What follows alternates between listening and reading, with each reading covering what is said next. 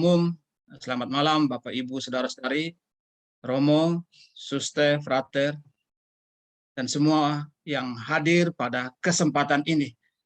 Ya, kita sekarang berada di penghujung bulan Mei, tanggal 31 Mei, yang juga oleh gereja didedikasikan sebagai bulan Maria, satu bulan full, 31 hari itu gereja berusaha menghormati Maria secara khusus dengan mendedikasikan 31 hari itu untuk juga secara intensif umat bisa berdoa, memuji dan memuliakan Tuhan dengan dan dalam melalui Bunda Maria.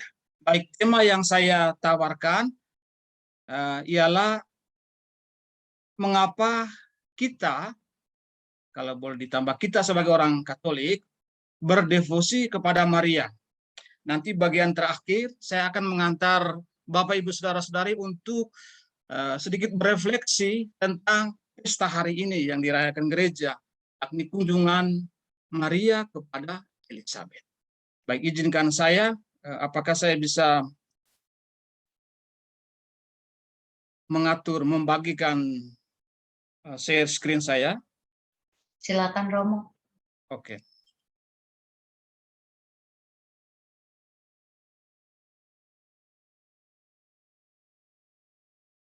Sekarang apakah bisa kelihatan? Jelas Romo. Oke, baik.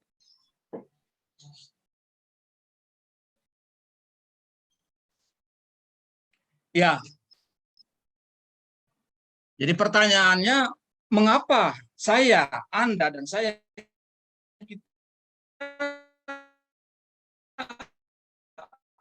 devosi kepada Bunda Maria? Mengapa tidak langsung berdoa kepada Yesus? Atau mengapa tidak langsung berdoa datang kepada Allah? Baik.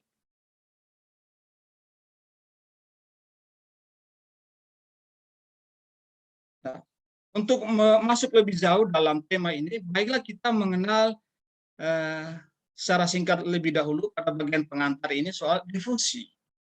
Nah, kalau kita berbicara tentang devosi itu terkait dengan budaya, kebiasaan, tradisi kita, masyarakat, tradisi kebiasaan manusia, dan seterusnya. Jadi yang dipahami secara sederhana, umumnya apa yang kita sebut dengan devosi itu adalah sekumpulan doa atau praktik yang berasal dari inisiatif pribadi. Nah, ini berkaitan dengan apa yang disebut oleh gereja sebagai kesalehan umat, popular piety. Jadi kesalehan. Jadi suatu yang praktik yang berasal keluar dari dalam diri inisiatif pribadi. Dan tidak diterima, harus digarisbawahi sebagai bagian integral dari liturgi resmi gereja. Jadi harus dibedakan antara liturgi dan devosi. Itu harus bisa dibedakan. Nah, sebetulnya ada berbagai macam bentuk jenis devosi umat ya.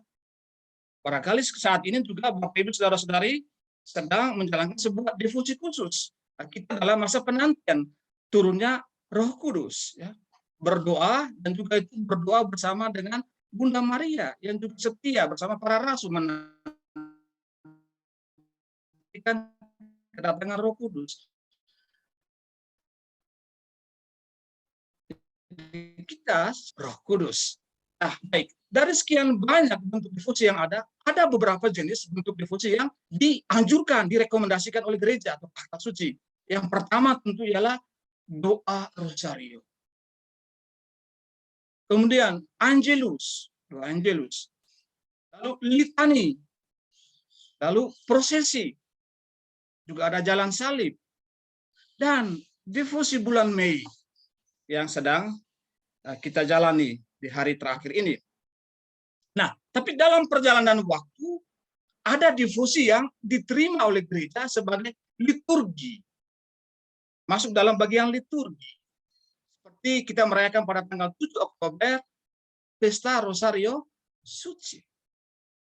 Atau menyebut Maria sebagai Ratu Rosario. Nah, kenatipun demikian, secara umum ada banyak ragam devosi yang tidak diterima sebagai ibadat resmi gereja. Ada yang mengatakan demikian.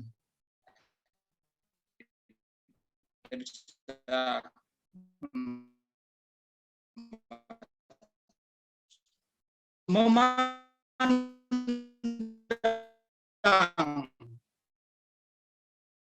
bersatuan dengan yang ilahi dan kehampaan, bahkan mengalami mujizat penyembuhan dan sebagainya. Mereka menjadi bahagia, yakin, rendah hati, lebih bebas, aman, dan mencintai. Sementara yang lain memandang praktik devosional itu dengan sinis. Mereka melihatnya sebagai bentuk berhala, tahyul, dan mencari jimat. Yang lain memandangnya sebagai primitif dan membosankan. Yang lain lagi memandangnya sebagai tidak masuk akal. Yang lain lagi menggunakannya untuk mencari keuntungannya sendiri.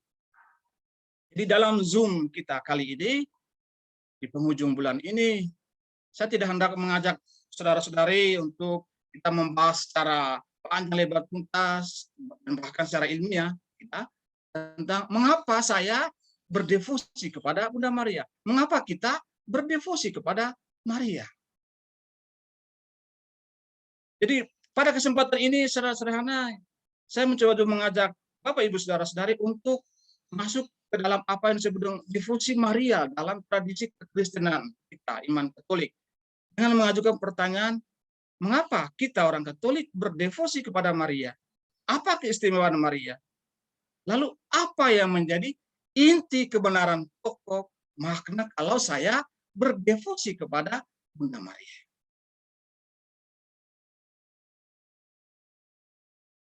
Lihat arti dan makna secara umum. Jadi dari bahasa kata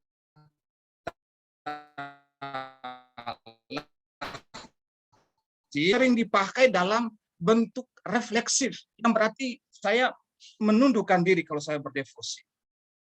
Menundukkan diri. Jadi dari kata ini muncul sebuah tafsiran yang menerjemahkannya sebagai suatu sikap batin, sikap interior, dan praktik kesalehan di mana manusia mendudukkan dirinya di hadapan Tuhan. Nah, dalam tradisi Kristiani, istilah devosi merupakan sebuah bentuk keyakinan dan ungkapan iman di luar liturgi resmi. Ada seorang penulis dari Prancis namanya Costin, dia menghubungkan devosi ini dengan dua sikap. Yang pertama, sikap batin yang diarahkan untuk melayani Allah. Jadi sikap batin yang diarahkan untuk melayani Allah. Ini berkaitan erat dengan keadaan batin, disposisi batin yang diselaraskan dengan kehendak dan jiwa. Sikap ini tampak dalam tindakan nyata, namun yang paling utama ialah situasi batin, disposisi batin dari dalam diri. Dan tindakan ini, yakni devosi ini, itu tampak dalam iman. Lalu punya sumbernya dalam tindakan kasih, dan seringkali bisa dilihat, dirasakan, diidentifikasi. Itu yang pertama. Lalu yang kedua, devosi itu dikaitkan dengan tindakan-tindakan praktis. Jadi devosi pertama-tama dan terutama soal tindakan kebaktian eksternal. Akan tetapi, saudara-saudari yang terkasih, telah menjadi sebuah kebiasaan dengan memakai istilah devosi khusus, yakni seperangkat tindakan keagamaan yang diusulkan atau setidaknya disahkan oleh gereja dan itu terinspirasi oleh objek khusus. Maka devosi dalam pengertian yang lebih lanjut adalah sebuah daya tarik spiritual, suatu keterikatan baik kepada objek dari kebaktian maupun pada tindakan atau praktik yang mengungkapkannya, praktik yang mewujudkannya. Nah, menurut sebuah dokumen penting dari gereja yang dikeluarkan tahun 2002 tentang direktorium tentang kesalehan umat dan liturgi. Nah, di sana dijelaskan istilah devosi. Jadi dikatakan devosi itu adalah aneka kebiasaan eksternal. Misalnya doa, mada, dan kebiasaan yang dikaitkan dengan waktu atau tempat tertentu. Dikaitkan dengan panji-panji, medali, busana, atau kebiasaan yang dijiwai oleh sikap iman tertentu. Dan mengungkapkan hubungan khusus kaum beriman dengan alat Tritunggal, dengan Santa Perawan Maria, dan para kudus. Nah, ungkapan iman dalam bentuk kebiasaan eksternal itu dapat diarahkan kepada Bunda Maria dalam suatu praktek devosi. Maka rasa hormat Bapak Ibu Saudara-saudari, rasa hormat kita kepada Bunda Maria yang kita hayati, yang dihayati dalam devosi itu adalah ungkapan iman yang khas. Dan ini adalah sumber kekuatan agama yang dalam hal tertentu menyokong kehidupan beragama. Kadang-kadang iman umat bertahan justru karena devosi, Bapak Ibu Saudara-saudari. Justru karena devosi, iman umat bertahan di tengah kesukaran dan kesulitan. Orang berdoa rosario, bersiara, dan seterusnya. Maka konsekuensinya, apa konsekuensinya? Penghormatan kita kepada objek khusus, misalnya kepada Bunda Maria, perlu didukung. Namun pada saat yang sama, perlu sebuah refleksi kritis. Sehingga rasa hormat kepada Bunda Maria sungguh-sungguh memberikan kontribusi sumbangan yang sangat berharga bagi perkembangan iman saya, bagi perkembangan iman kita, perkembangan iman umat dalam gereja. Jadi kalau kita mengatakan, berbicara tentang saya berdevosi kepada Bunda Maria, itu saya memiliki ibadat atau kultus penghormatan kepada Maria. Dan sebagai kata Bunda, ini adalah suatu sistem ibadat keagamaan yang diungkapkan di dalam ritual-ritual. Atau suatu kekaguman yang besar. Jadi kalau orang berdevosi kepada Bunda Maria, atau juga kepada para kudus, santo-santa, atau para martir, itu karena didorong oleh suatu rasa terpesona yang mendalam. Didorong, diikat oleh sebuah kekaguman yang besar. Didorong oleh cinta dan perhatian atas sesuatu, atas objek yang dituju terhadap Maria, terhadap santo dan santa, dan itu secara personal, secara pribadi. Namun Bapak Ibu Saudara-saudari, kita perlu ingat devosi atau bakti itu hanya diarahkan kepada Bunda Maria atau para kudus. Dan itu sifatnya sekunder.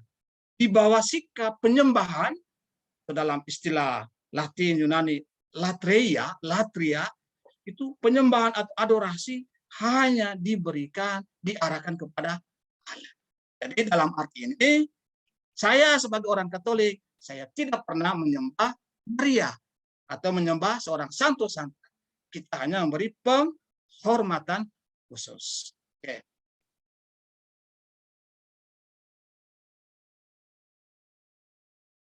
Nah, unsur yang paling penting dalam devosi adalah ungkapan batin. Dan itu diwujudkan dengan ekspresi diri dalam iman akan yang ilahi. Nah, kita lihat tadi saya sudah singgung. Ada dua unsur penting dalam devosi. Yang keduanya tidak boleh dipisahkan atau diabaikan satu dari yang lain. Yang pertama, unsur batinnya, apa yang keluar dari dalam hati dan dalam batin, dan praktek unsur lahiriah, pengungkapan dari apa yang muncul dari dalam batin. Ya, maka yang batinnya menjadi pendukung, penyokong lahiriah, apa yang bersifat lahiriah.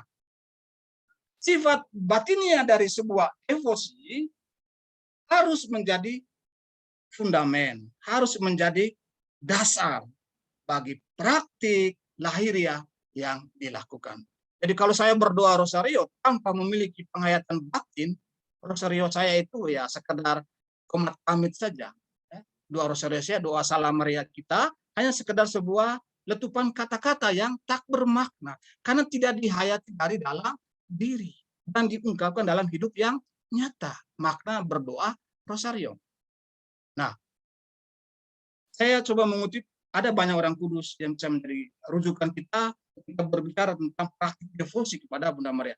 Salah satunya yang beberapa kali saya singgung ialah Santo Montfort, yang tidak bisa diragukan ajaran dan refleksi teologisnya tentang arti penghormatan kepada Bunda Maria. Dia menyebut seperti yang saya sudah singgung, ada praktek batinia dan ada praktek lahiriah.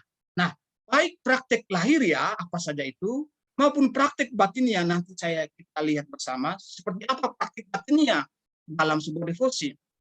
Itu saling melengkapi. Akar pisahkan, tidak boleh diabaikan. Dan kita lihat praktik lahiriah. Memang inti pokok dari sebuah praktik devosi ialah sisi atau aspek batinia yang muncul dari dalam. Meskipun Santo Montfort dia berkata, hey, jangan lupa ya ada praktik lahiriahnya. Praktik lahiriahnya jangan sampai diabaikan. Apa alasan penting kita melakukan praktik lahiriah? Nah, Santo Montfort secara eksplisit menyebut beberapa praktik lahiriah. Nah, praktik-praktik lahiriah yang dilakukan dengan baik membantu praktik-praktik batinnya. Jadi membantu praktik-praktik batinnya. Berdoa rosario, atau dia menyebut berdoa mahkota kecil kepada Santa Perawan Maria, atau mengenakan rantai kecil tanda perhambaan diri kita kepada Bunda Maria, atau melakukan devosi khusus saat Allah menjelma menjadi manusia, inkarnasi pada yang secara liturgis kita rayakan pada tanggal 25 Maret dan seterusnya. Nah, beberapa praktik lahiriah ini membantu membangun orang lain, membantu atau menolong sesama di sekitar saya yang melihatnya. Jadi iman orang itu juga akan dibantu dengan ketika melihat, oh mereka pergi berdoa rosario dari satu rumah ke rumah yang lain, bergilir setiap malam. Mungkin kadang-kadang setelah doa rosario ada makan minumnya, menurut tradisi budaya di tempat itu dan seterusnya. Tapi intinya orang datang berdoa. Aktivitas berdoa secara bergilir setiap malam, misalnya dalam bulan Mei ini, itu membantu orang lain yang jarang melakukannya. Dia digerakkan juga untuk memiliki semangat devosi yang sama. Nah, kata Santo Montfort, praktik-praktik lahiriah membantu sesama yang melihatnya. Dan menurut dia, ini tidak ditemukan pada aneka bakti yang murni, sifatnya batinia. Tidak terdapat dalam sikap batinia. Sekarang kita lihat bakti batinia. Jadi dalam bukunya Bakti yang Sejati kepada Maria, Santo Montfort menyebut praktik-praktik batinia dari sebuah devosi, khususnya devosi kepada Bunda Maria. Saya meringkas dalam 4 kata seperti yang dia katakan, atau disebut dengan mebedaun. Jadi melakukan segala perbuatan saya, melakukan segala perbuatan kita melalui Maria, bersama Maria, dalam Maria, dan untuk Maria. Apa tujuannya Bapak Ibu? Supaya melakukannya semuanya itu secara lebih sempurna melalui Yesus Kristus, bersama Kristus, dalam Yesus, dan untuk Yesus. Kita lihat satu persatu. Melalui Maria. Artinya apa? Taat kepada Bunda Maria. Seperti Maria membiarkan diri dibimbing oleh Roh Kudus, kita yang berdevosi kepada Maria juga membiarkan diri belajar seperti Maria, dibimbing oleh Roh Maria. Dibimbing yang juga adalah Roh Kudus. Yang kedua, bersama Bunda Maria. Artinya apa? Saya ingin memandang Bunda Maria sebagai model sempurna setiap keutamaan dan kesempurnaan yang dibentuk oleh Roh Kudus. Lalu yang ketiga, dalam Maria. Artinya apa? Saya perlu mengenal identitas Maria. Saya perlu mengetahui beberapa hal pokok tentang Bunda Maria. Misalnya disebut sebagai Taman Firdaus Sejati. Atau Taman Firdaus Sejati Adam Baru. Ya. Lalu gerbang timur, tempat Yesus masuk ke dunia dan keluar dari dunia. Ya. Kemudian bait suci keilahian atau disebut juga sebagai kota Allah atau kenisa Allah dan seterusnya. Lalu yang keempat untuk Maria. Maksudnya begini, tujuan dekat dari devosi kita ialah Bunda Maria. Tujuan jauhnya, tujuan akhirnya ialah Yesus Kristus. Maka kalau saya berdevosi kepada Maria, berhenti di Bunda Maria saja, maka devosi saya itu kata Santo Monfort itu perlu dikoreksi, tidak betul. Dan itu bukanlah devosi yang sejati, karena tujuan akhirnya ialah harus sampai kepada Yesus Kristus. Nah, sekarang kita lihat kebenaran dasar kalau saya berdevosi kepada Bunda Maria. Saya coba mengikuti pemikiran refleksi dari Santo Monfort ya. Jadi Santo Monfort ini dia mengetahui kebenaran-kebenaran dasar dari bakti kepada Bunda Maria. Kebenaran yang pertama ialah kebenaran kristologis. Artinya apa? Saya sudah singgung tadi. Artinya Yesus Kristus harus menjadi tujuan akhir dari devosi orang Katolik. Kalau tidak, maka menurut dia itu adalah sebuah tipuan setan yang harus saya jauhi. Kemudian yang kedua, kebenaran kedua dia katakan bahwa kita ini adalah milik Yesus dan juga milik Maria sebagai hamba-hamba mereka. Jadi yang utama, karena kehadiran Bunda Maria itu sifatnya bergantung kepada Kristus, berada di bawah Yesus. Maka sifatnya relatif terhadap Kristus. Jadi Bunda Maria itu sekunder, Kristus harus yang nomor satu. Oke. Lalu kebenaran yang ketiga, kenakanlah manusia baru Yesus Kristus. Santo Monfort dalam refleksinya dia bilang begini, perbuatan-perbuatan kita yang terbaik biasanya dinodai dan dibuat busuk oleh dasar yang busuk yang ada dalam diri kita. Menjadi sempurna, saudara-saudari, artinya apa? Bersatu dengan Kristus. Kita mampu melakukan pelepasan diri dari segala hal yang seringkali membelenggu batin kita, membelenggu hati kita. Dari segala sesuatu yang buruk yang ada dalam diri kita, pikiran kita, kata-kata kita, dan seterusnya. Lalu kebenaran yang keempat, Bunda Maria mempermudah perjumpaan dengan Yesus Kristus Putra. Betul bahwa kita bisa datang langsung kepada Kristus, tapi kata Santo Monfort, alangkah baiknya bersama Bunda Maria, karena dia akan mempercepat kita sampai kepada Kristus. Sehingga dia mengatakan Bunda Maria adalah jalan yang paling mudah, paling cepat, paling singkat, paling aman untuk bertemu dengan Kristus. Lalu kebenaran yang kelima, bahwa dalam diri kita ini ada sebuah harta rahmat dari Allah, tapi disimpan dalam bejana yang rapuh. Jadi kata Santo Monfort, mengingat bahwa kita ini lemah dan rapuh, maka sulit bagi saya untuk menjaga di dalam diriku aneka rahmat yang sudah Tuhan berikan dan harta yang saya terima dari Dia. Ada 3 alasan.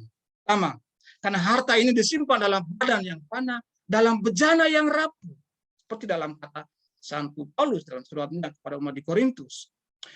Lalu yang kedua, karena roh-roh jahat yang adalah dalam tanda kutip pencuri-pencuri yang licik, ya, ingin mengejutkan saya, ingin mengejutkan saudara-saudari secara tiba-tiba untuk mencuri dan merampokmu. Di dalam refleksinya dia mengatakan, manusia itu terlalu sombong, memakai kekuatannya sendiri, merasa mampu menjaga hartanya, merasa bahwa dia yakin rumahnya aman, dia yakin petinya aman, terlindung, dan itu semua dipakai untuk melindungi hartanya sendiri. Lalu yang ketiga, sulit bertahan dalam keadilan karena kebusukan yang luar biasa dari dunia. Maka dia melihat dunia ini terlalu busuk. sehingga hampir tak terelakkan bahwa segala hati yang beriman yang tercemar olehnya, kalau bukan oleh lumpurnya, setidak-tidaknya oleh debunya. Nah, dari kebenaran ini, 5 kebenaran ini, satu Muhammad mengajak kita untuk membuat suatu pilihan yang baik. Apa itu, saudara-saudari? Memilih bakti atau devosi kepada Bunda Maria. Satu Muhammad melihat bahwa ada begitu banyak bakti, tapi dari sekian banyak bakti itu muncul bakti-bakti yang sejati, sepalsu, devosi yang palsu kepada Bunda Maria, yang membuat orang mudah keliru, lalu mengira itu sebagai devosi atau bakti yang benar, yang sejati, padahal tidak. Jadi dia melihat bahwa ada 7 jenis penghormat, ada 7 tipe manusia yang memiliki devosi yang palsu kepada Bunda Maria. Yang pertama, critical devote, ya, tukang kritik. Ialah kelompok orang-orang yang punya semangat kritis, ya, pakai rasio, lalu cepat puas terhadap pengetahuannya sendiri. Jadi karena terlalu kuat dalam rasionalisasi. Kemudian mereka yang kelewat PK. Kelompok ini menurut satu kelompok adalah orang-orang yang takut kalau memberi penghormatan kepada Maria, mereka akan merusak kehormatan putranya. Dan bahwa dengan memuliakan Bunda, mereka menghina putra. Itu yang kedua. Lalu yang ketiga, mereka yang terlalu dangkal, puas dengan praktik lahiriah saja. Cukup doa rosario, tidak perlu misa misalnya. Itu adalah kelompok menurut Mumford, orang-orang yang punya devosi yang dangkal. Jadi hanya berhenti pada praktik lahiriah. Cukup pergi ziarah, berdoa rosario, selesai. Misalnya, orang yang berdoa rosario dengan tergesa-gesa, lalu ikut dalam aneka perarakan tanpa punya getaran batin, ya, menjadi anggota segala macam persaudaraan, persekutuan rohani, masuk kelompok doa ini, masuk dalam persekutuan ini, masuk menjadi anggota Legio Maria, masuk menjadi anggota kerabat dari ini, dari itu, dan seterusnya, tanpa mau memperbaiki diri. Jadi itu menurut adalah orang-orang yang dangkal. Ya. Lalu yang keempat, orang-orang yang lancang. Apa maksudnya? Maksudnya begini, itu adalah kelompok mereka yang bertopeng, ya, memakai topeng, menyamar di balik devosi pada perawan Maria, tapi tetap memiliki kebiasaan-kebiasaan buruk dan tidak berusaha untuk memperbaikinya. Lalu yang kelima, para penghormat yang tidak punya pendirian, inconstant devote. Ya. Jadi begini, devosi kepada Maria dia lakukan pada musim-musim tertentu. Hatinya gembira, saya doa rosario, saya bersiara. Lagi happy, ya, pergi jalan salib, misalnya. Jadi orang-orang yang pada saat-saat tertentu menghormati perawan tersuci, lalu pada saat lain tidak. Jadi ikut mood atau selera batin. Ya. Lalu yang keenam, mereka yang sok suci dalam devosinya. Itu adalah orang-orang yang menyelubungi dosa dan kebiasaan buruknya di balik tameng devosi kepada Maria. Tujuannya apa? Supaya terlihat suci di mata orang lain. Lalu yang ketujuh, mereka yang mencari kepentingannya sendiri. Ini adalah Bapak Ibu Saudara-saudari, orang-orang yang berdevosi, yang berlindung kepada perawan suci Maria hanya untuk melayani kepentingannya. Misalnya seperti apa? Untuk menang dalam perkara, saya doa rosario ya, dari pagi sampai pagi hari berikutnya supaya menang dalam perkara misalnya.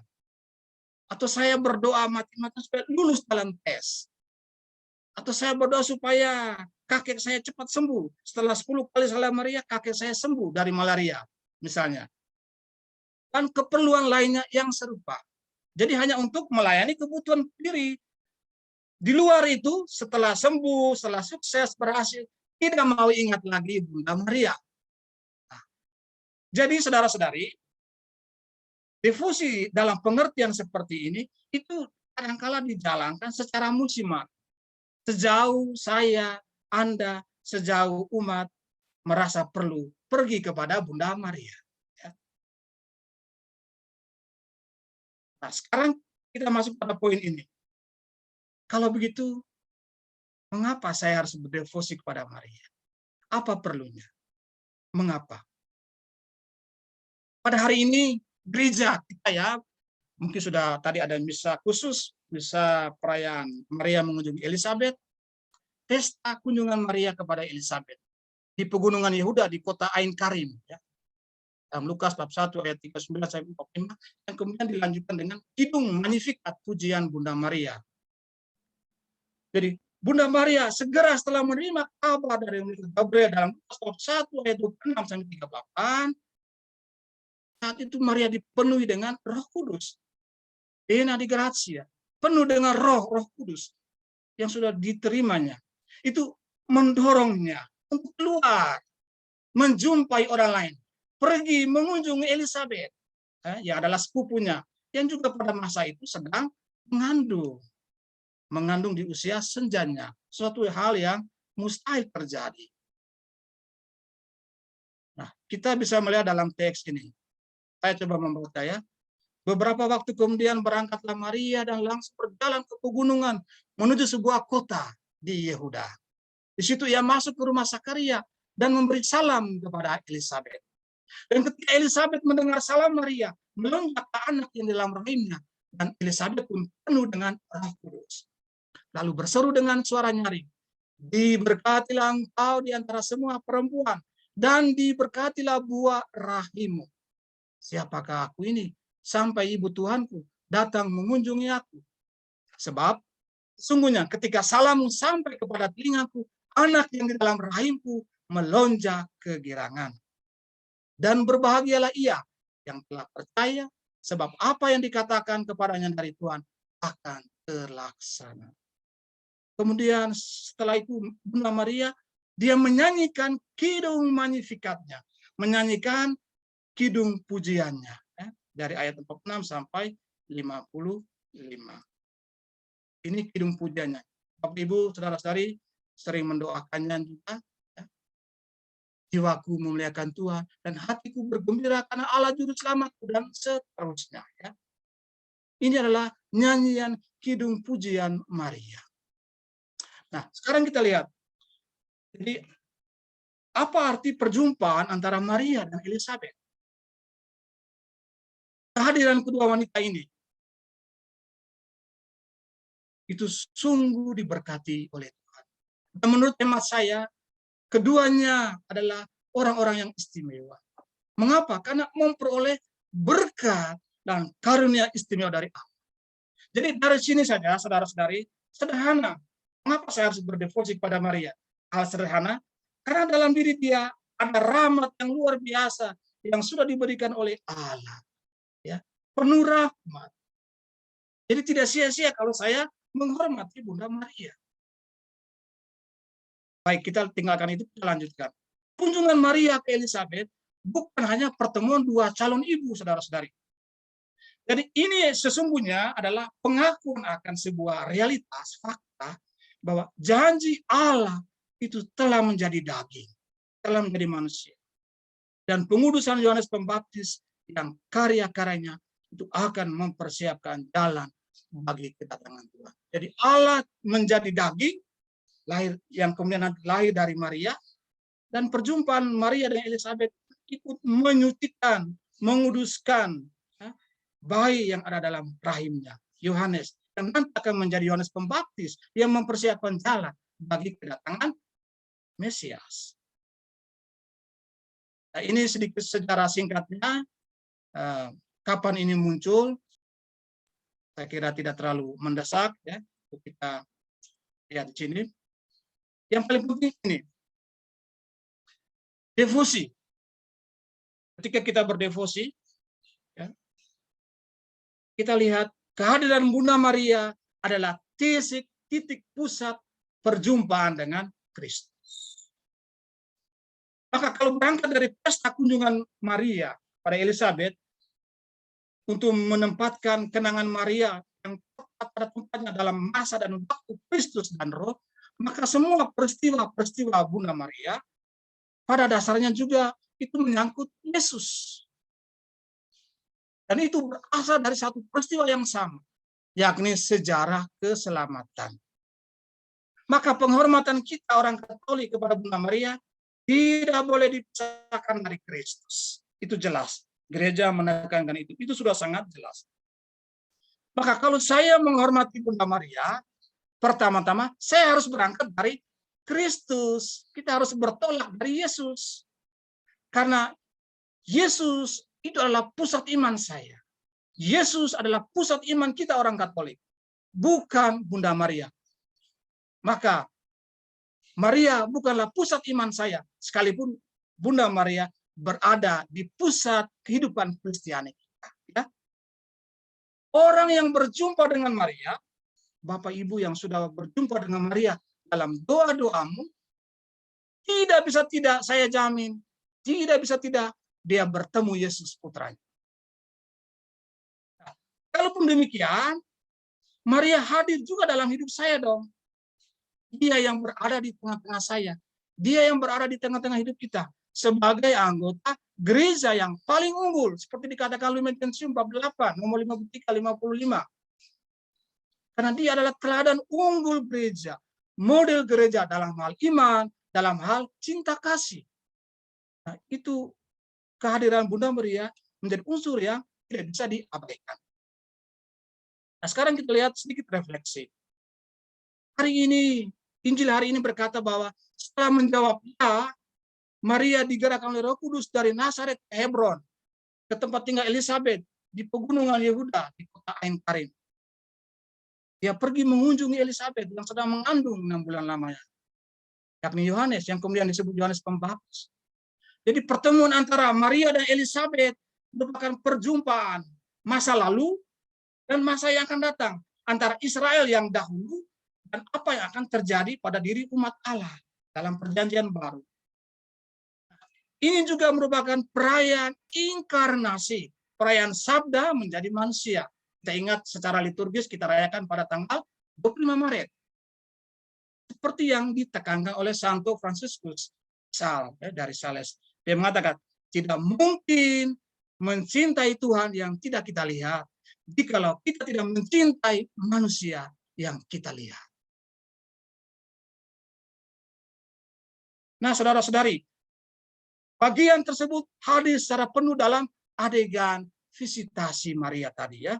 Dalam teks Lukas yang tadi saya baca, ketika Elizabeth mendengar seruan sapaan Maria padanya, melonjaklah anak dalam rahimnya.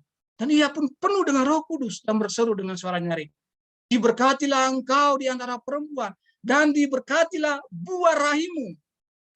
Nah, saudara-saudari, kalau membaca tanggapan dari Elizabeth tadi dalam terang keselamatan secara umum dan berpaling kepada Bunda Maria,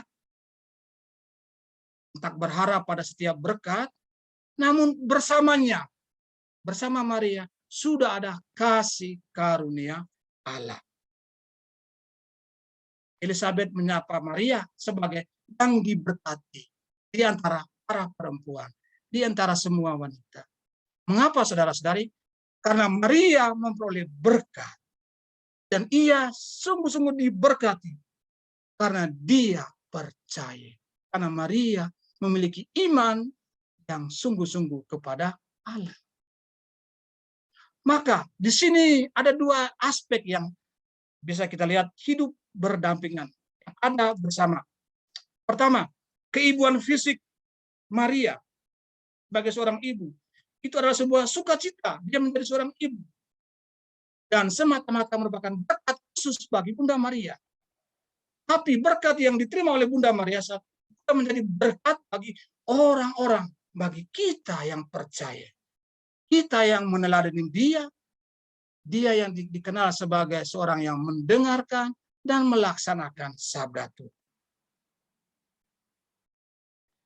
Selain Maria dan Elizabeth dalam peristiwa kunjungan hari ini, ada tokoh protagonis lain, yakni Yesus dan Yohanes. Sebelum dilahirkan, Yesus bahkan telah membawa keselamatan. Dan keselamatan itu datang melalui Maria. Yohanes ketika mendengar salam dari dalam rahim Elizabeth, setelah mendengar seruan Maria pada ibunya, dia lompat-lompat ya. Dia bersukacita, meloncat kegirangan. Nah, di situ saudara-saudari, Yohanes mengakui Yesus hadir bersama-sama dengan Maria. Dia hadir bersamanya, lalu dia mengakuinya sebagai Mesias, ya, Mesias. Seperti yang nanti dia tunjukkan ketika Yesus tampil di Sungai Yordan untuk dibaptis. Maka kehadiran Yesus itu adalah sumber sukacita bagi orang lain. Bagi Elizabeth, bagi Yohanes, dan juga bagi kita yang beriman dan percaya kepadanya. Setelah dari Maria mengunjungi Elizabeth, dia menyanyikan lagu pujiannya, kidung sukacitanya. Bunda Maria di sini tidak menangkap secara langsung, tapi mengungkapkan seluruh jiwa keadaannya, pikirannya dalam kidung pujiannya itu. Yang oleh Santo Bernardus dari Siena disebut sebagai perwujudan terbesar tentang sukacita cinta yang menyanyikan dan memuji yang dicintai. Jadi kidung ini, saudara-saudari, menyatakan kepenuhan pujian dan ucapan syukur Maria kepada Allah, dan itu dibagi menjadi 3 bagian penting. Yang pertama, tanggapan Bunda Maria kepada Allah. Yang kedua, pertolongan Allah kepada kaum miskin dan orang-orang kecil sederhana. Dan yang ketiga, Allah yang menurunkan kaum kaya dan yang berkuasa. Sebagaimana yang dikehendaki terjadi pada Israel setelah janji yang diberikan kepada Abraham. Lalu bagian terakhir dari kidung Magnificat Maria ini itu adalah sekolah doa bagi semua kita orang Katolik. Sekolah doa bagi seluruh umat Kristen. Jadi apa sekolah doanya di sini, saudara-saudari? Saya belajar mendengar hati Maria yang murni. Saya belajar dari Maria perawan yang memuliakan Tuhan.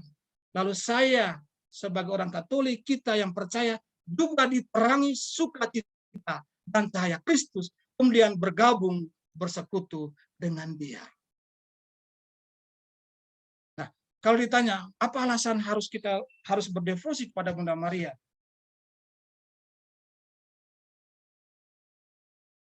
Karena dikatakan bahwa Maria itu powerful.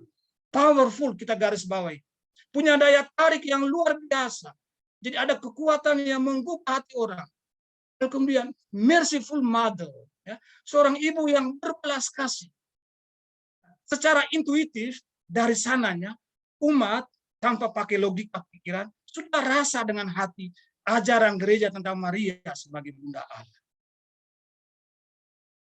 Lalu kemudian dikandung tanpa noda dosa. Dikenal sebagai sosok yang mewujud dalam hati kekuatan cinta Allah yang tak terbatas. Maka di sini umat, saya kira Bapak Ibu Saudara-saudara juga merasakan, melihat, mengetahui bahwa dalam diri Bunda Maria ada power, ada kekuatan, dan ada belas kasihan dari Allah. Itulah sebabnya mengapa gereja memandang Bunda Maria secara istimewa sebagai mediatrix, pengantara dan pembagi segala rahmat Maria, rahmat Allah.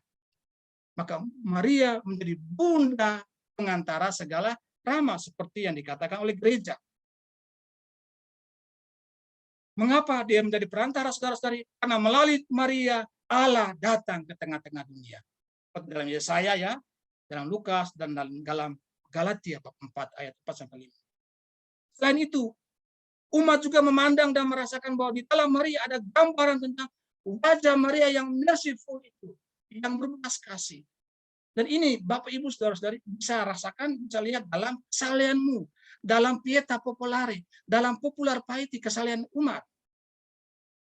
Di mana-mana di dunia ini ada begitu banyak tempat-tempat ziarah Bunda Maria, tempat-tempat ziarah Maria yang menampakkan lukisan tentang Maria yang berbelas kasih, Maria yang kasihan dengan dunia, Maria yang mencintai manusia. Dan di situ hadir pengantaraannya. Maria sebagai bunda pengantara yang menghubungkan antara Allah dan kita.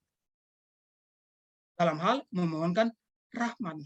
Itu yang pertama. Yang kedua, mengapa saya harus berdevosi kepada Maria? Kita orang Katolik harus berdevosi kepada Maria. Karena Maria itu beda dengan saya. Maria beda dengan Bapak Ibu Saudara-saudari. Jadi fungsi kehadiran di sini itu mau menggarisbawahi aspek kekudusan kesucian Bunda Maria. Karena antara Bunda Maria dan kita orang Katolik umat ini ada perbedaan yang menonjol. Ada salah seorang pakar yang mengatakan Maria itu sebagaimana dikenal adalah suci seluruhnya, tutta santa, seluruhnya murni, tutta pura, teladan yang patut dicontoh, model yang paling tepat yang patut dihidupi, teladan ideal umat Kristiani dari suatu kehidupan yang sejati. Jadi, saudara-saudari, betul bahwa kekudusan Bunda Maria membedakannya Anda dan saya. Kekudusan Bunda Maria membedakan kita dari yang lain, seperti yang juga digarisbawahi oleh Rasul Paulus dalam Efesus.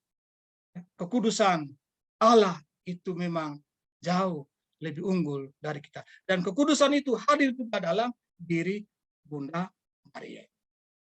Inilah yang menjadikan Maria menjadi pusat penghormatan kita. Inilah yang membuat Maria menjadi pusat devosi kita orang Katolik.